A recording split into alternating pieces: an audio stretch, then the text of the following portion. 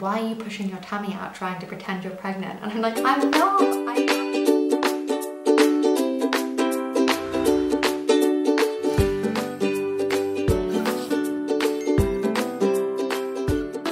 I am Joey Kendall Brown. I wanted to start filming because Andy and I are really excited to say that we're pregnant. I'm 10 weeks today. Apparently I am not the most pleasant person to be around. Yeah, I'll get to that. Okay.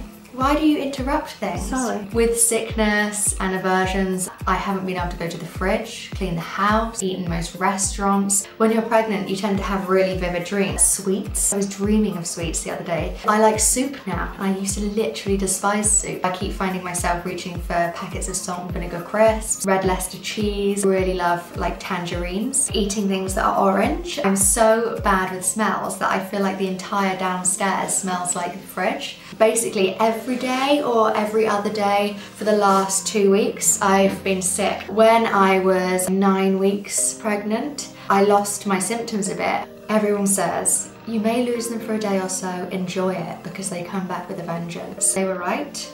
They came back and I was sick in both of our flower beds outside. The only thing that actually stops me from feeling ill is when I like make myself a little bit more glamorous. I put on some high shoes, some makeup, and actually brush my hair. I don't feel sick. We found out I was pregnant because when I was teaching, I teach ballet bar and hot stretch. I basically couldn't lift my legs up. I was like exhausted, literally like gasping for breath. There has got to be something wrong. I went home and took a pregnancy test. Andy was actually in Nashville recording his album at the time, so I thought, oh, I'm gonna try and keep this a secret until he gets back. And actually we found out on Valentine's Day. I thought that's a really good Valentine's Day present. So I told him because I couldn't keep a secret. He was really excited. Then he came back from that trip and got to experience how miserable, short-fused, how much I didn't like being touched. He's very, very tactile, and we used to be quite a tactile couple. But now he sits on one side of the sofa, I sit on the other. If he gets too close, that makes me gag. And he gets so offended. And I feel really, really terrible because maybe it's my body's way of saying don't come near me because one baby's enough.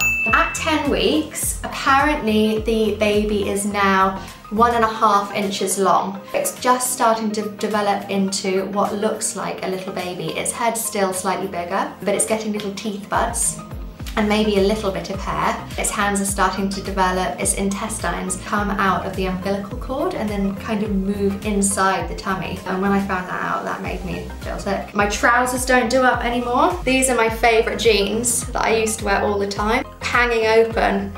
If you wear a long top, you can kind of get away with it. Also, I'm not sure if you noticed that I've got a little key ring hooked around the button of the trousers because that stops the zip from falling down. So I'm excited for Andy to come back to Nashville and see it for himself. I've been sending him pictures and he's like, why are you pushing your tummy out trying to pretend you're pregnant? And I'm like, I'm not, I'm actually pregnant. So I've also been using this really cool website called Registry. Basically, it's a forum where you can upload all of your information and keep track of everything in the calendars, upload images. There's a nice social forum area where you can chat to other people or see other people's problems. You can ask the experts as well as experts on hand, so if you have any questions that you don't want to bother your midwife or doctor with but just want to find out, then they'll answer those questions for you. If you put in your last period date, then that'll work out your due date as well, which is great. When eventually I get there, there is a little kick counter, so when the baby starts kicking, I'll be able to track how long he's kicking for, he or she.